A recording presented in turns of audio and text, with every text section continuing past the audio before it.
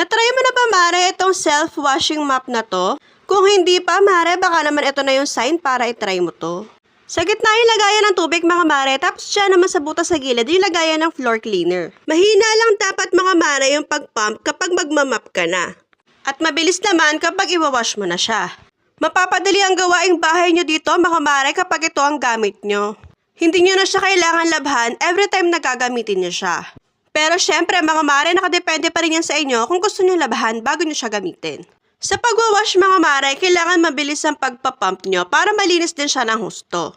At eto na nga siya, mga Mare, after siyang i-wash. Makikita nyo dito, mga Mare, na nasa gitna yung malinis na tubig na may floor cleaner, tapos nasa gilid naman yung maraming tubig na nanggaling sa mop.